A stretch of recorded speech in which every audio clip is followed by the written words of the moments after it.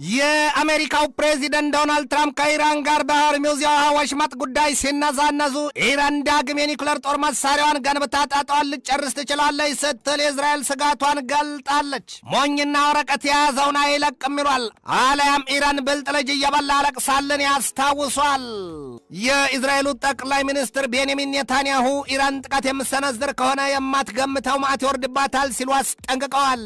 ቻይናም በበኩሏ አሜሪካ የመካከለኛው ምስራቅ ቀጠናን ወደ አደገኛ አዝማሚያ እየገፋችው ነው ስትል አስጠንቅቃለች። ይህ ሁሉ ጉዳይ ጎትቶ ያመጣው ጣጣ የነዳጅ ዘይት ዋጋ በበርሜል $86 በላይ ማሻቀቡም ተሰምቷል። ይህንኑ ርዕሰ ጉዳይ በዓለም አቀፉ ትንታኔ ዘገባችንም መርጠን ተመልክተነዋል።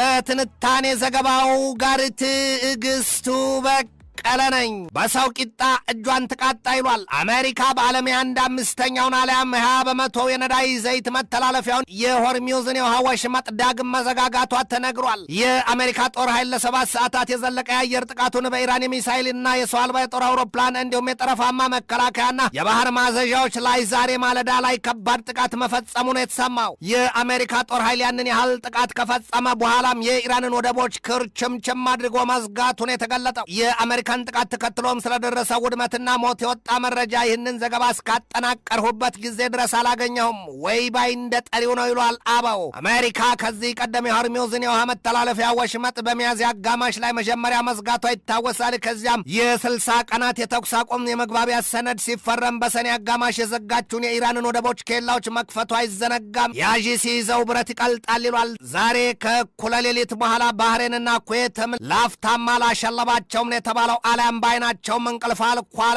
ለምን ቢሉ ደግሞ የኢራን ሚሳይሎች ከራስ ጌደውል በላይ የሀገራቱን ሰማይ የበረጋገዱና ሰማዩን ራሱን የተቃጠለ የወይራ ፍም አስመስለውታልና ነው። አሜሪካ በከፍተኛ ደረጃ ጦሯን በመካከለኛው ምስራቅና በባህረ ሰላጤው ቀጠና ሀገራት ማስደፈጧ ሲነገር በአረብ ባህር ብቻ 19 የጦር መርከቦቿን የእሳትና ሲድርስ ነፍሰ ጡር አድርጋ ማስደፈጧን የተሰማው።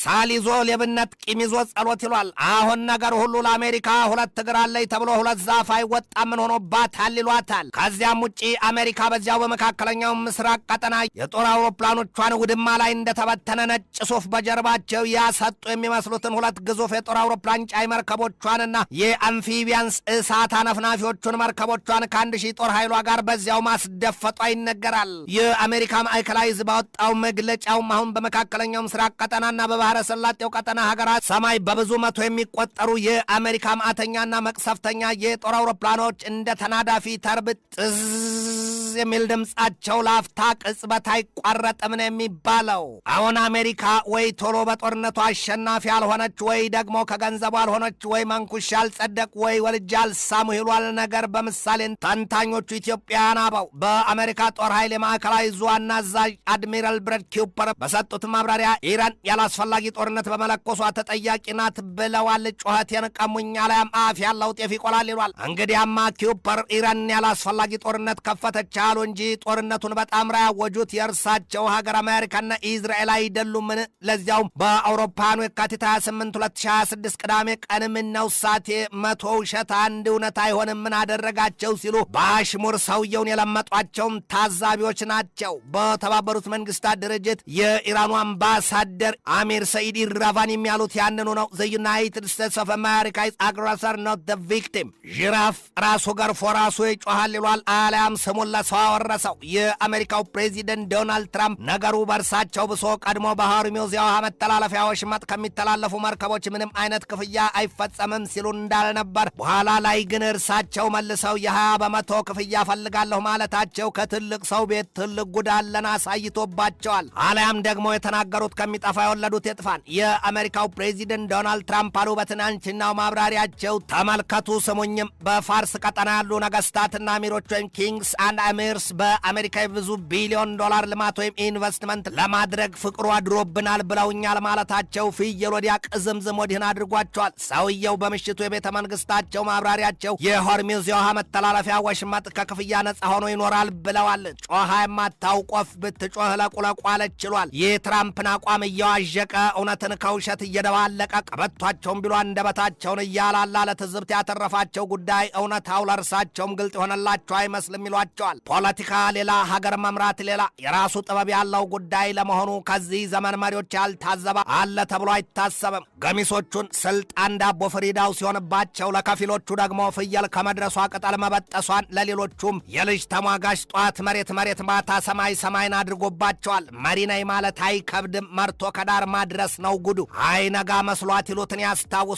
ትራምፕ ከኔታንያሁ ጋር ብቻ ዶልተው በኢራን የጠመቁት የጦርነት ጥንስስ ዛሬ ላይ ለራሳቸውም እንኳንስ ሊቀምሱት ሊያውና ሊያሸቱትም የሚሰነፍጣቸውና ዙሮ የሚደፋ ሆኖባቸዋል ይሏቸዋል። ሁለቱ ሰዎች የገቡበት ጦርነት ለድፍን ዓለም ያተረፉት ዳፋ እንጂ መልካም ነገር አይደለም። ይኸው የብዙዎች የነዳጅ ዘይት ተጠቃሚ ሀገራት በነዳጅ ዘይት መወደድና መጥፋት ጉዳይ የንዴት ላባቸውን እየረጩ ነው። ዛሬ በተሰማ ዜና የነዳጅ ዘይት ዋጋ በበርሜል $86.79 ገብቷል ነው የተባለው። በትናንትናው ዘገባችን $83.30 እንደነበር ማሳየታችን አይዘነጋም። ይሄ የአሁኑ የነዳጅ ዘይት ዋጋ በዚያ ልክ ማሻቀብ ደግሞ ከሰኔ 12 ወዲህ ለመጀመሪያ ጊዜ መሆኑ ነው። ለድሃዎቹና በዘላለም ታዳጊነት ለቀሩት ሀገራት ደግሞ አንድም በቡሃ ላይ ቆረቆርን፣ ሁለትም ልፋ ያለው አንድ እንጨት ያስራልን ይሆንባቸዋል። አሊያም ልፋ ያለው በሬ ቆዳው ከበሮ ይሆናል ይሏል። የዚያን የአሜሪካን ግብር በአርምሞ የተመለከተችው የምትመስለው እስያዊቷ ልዕለ ኃያል ሀገር ቻይናም በአሜሪካ ላይ የሰላ ትችት ሰንዝራለች። ይህንን ስትል ዩናይትድ ስቴትስ ኦፍ አሜሪካ ፑሽንግ ሚድስ ቱ ዴንጀረስ ፕሪንሲፒ ዊዝ ኢራን ዎር ነው ያለችው። አሜሪካ የመካከለኛው ምስራቅን ቀጠና ወደ አደገኛና ገደላ ማዘቅ እየገፋችው ነው መሆኑ ነው። ቤጂንግን ያንን ትል ዘንድ ያበቃት ደግሞ ዋሽንግተን ይህንን ስትል ከከሰሰቻት በኋላ ነው። ቻይና በየመን ሀውቲዎች ላይ የተጣለውን የተባበሩት መንግስታት ድርጅት የጦር መሳሪያ ማዕቀብ ጥሳለች። ቻይና በተባበሩት መንግስታት ድርጅት ጉባኤ ላይ ነው አሜሪካን እንዳትሸጥ እንዳትለወጥ አድርጋ ያጥረገረገቻት። በተባበሩት መንግስታት ድርጅት የቻይናው አምባሳደር ሱን ላይ አጫጭሩንና ደዳራውን ክንዳቸውን እያወራጩ ሲናገሩ አሁን በየመንና በቀይ ባህር ለሆነው ሁሉም መመሰቃቀል የአሜሪካ እጅ ነው ሲሉ ደጋግመው አሜሪካን አላምጠዋታል። ሱን ላይ በማብራሪያቸው አሜሪካ በጋዛ ሰርጥም ያለው ጦርነት እንዳያበቃ በጸጥታው ምክር ቤት አቋሟ ነገር እያደፈረሰች እንዳይጠራ አድርጋለች።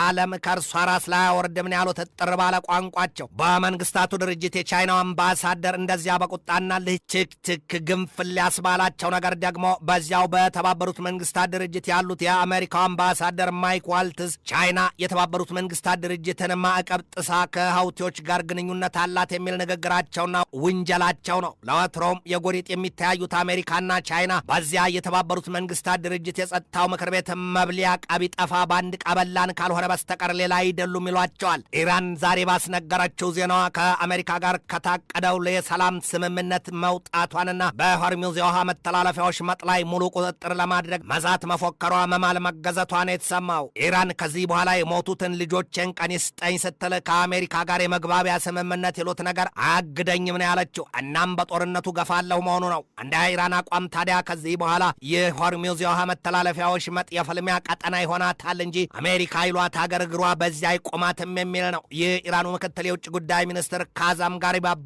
በሰጡት ማብራሪያ ዋሽንግተን በአውሮፓኑ ሰኔ 17 የተፈረመውን የመግባቢያ ሰነድ ቀዳዳ ጥለዋለች ሲሉ ራሳቸውን ነቅንቀዋል። ጋሪባባዲ በዝርዝሩ ማብራሪያቸው የሆርሙዝ የውሃ መተላለፊያ ወሽመጥ ለኢራን ብሔራዊ የጸጥታ የአከርካሪ ድርሻና አለያም ፍጹም ወሳኝ ነው ብለዋል። ጋሪባባዲ በማጠቃለያቸውም ከዚህ በኋላ ከዋሽንግተን ጋር ድርድር ይሉት ስምምነት ጥንቅር ይበልብን፣ ኢራን ድሮም ድርድር ጠይቃ አታውቅም፣ ከዚህ በኋላ ማታደርገውም ነው ያሉት። የአሜሪካው ፕሬዚደንት ዶናልድ ትራምፕ ቀድሞ ከእስራኤሉ ጠቅላይ ሚኒስትር ወዳጃቸው ቤንያሚን ኔታንያሁ በእርሳቸው አጠራርም ቢቢ ጋር ዶልተው በኢራን ላይ የጣምራ ጦርነት ሲያውጁ ስጋታቸው የነበረውን የኢራንን የኒውክለር ጉዳይ ለማስወገድ እንደነበር አይዘነጋም። ዛሬ ላይ ግን ትራምፕና ኔታንያሁ በሐሳብ ተፈነጃጅረው ትራምፕ በኢራን ኔታንያሁን በሊባኖስ ምድር ቆመዋል። በኢራን ምድር እግራቸው ቢሉ ልባቸው የማዕበል ጀልባን የሆነባቸው ትራምፕ የኢራንን ዩራኒየም ማብላላት ቢሉ የኒውክለር ፕሮግራም እርግፍ አድርገው የተዉት ይመስል ሙሉ ትኩረታቸውን በሆርሙዝ የውሃ መተላለፊያዎች መጥ ጉዳይ አድርገውታል ይሏቸዋል። የዚያን የትራምፕን አቋም በተገቢው ያጤነቿ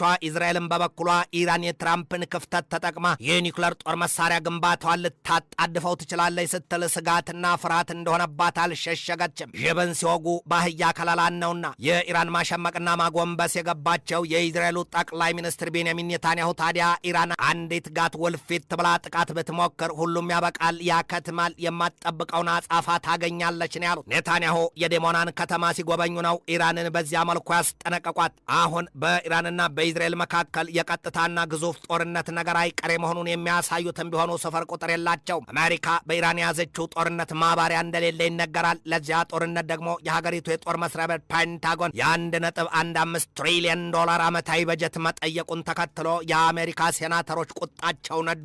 ጥያቄውን ዝግ ማድረጋቸውም ነው የተሰማው። ሴናተሮቹ ትራምፕ በኢራን የገቡበትን ጦርነት ህገወጥ ነው ሲሉም ፈርጀውታል። በተለይም ደግሞ አሉ ሴናተር በርኒ ሳንደርስ አሁን ጊዜው ለአሜሪካ ህዝብ ልማት የሚታሰብበት ጊዜ እንጂ ማባሪያ ለሌለው ጦርነት የሚታሰብበት ጊዜ አይደለም ሲሉ በአጽንኦት ገልጠዋል።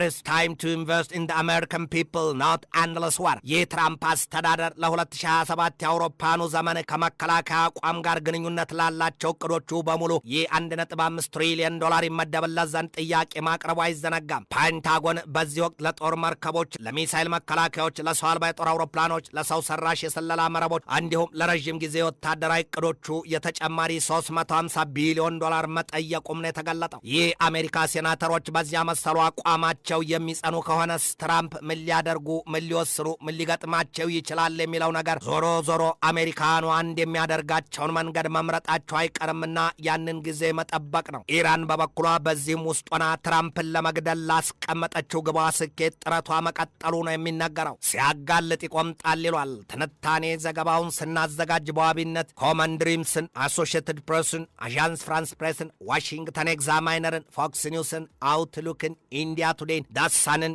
ኤንዴይሊን፣ ሲቢሲ ኒውስን፣ አልሞኒተርን፣ ኢረን ዋይርን፣ ዘ ታይምስ ኦፍ ኢዝራኤልና ጄሩዛሌም ፖስትን ተጠቅመናል።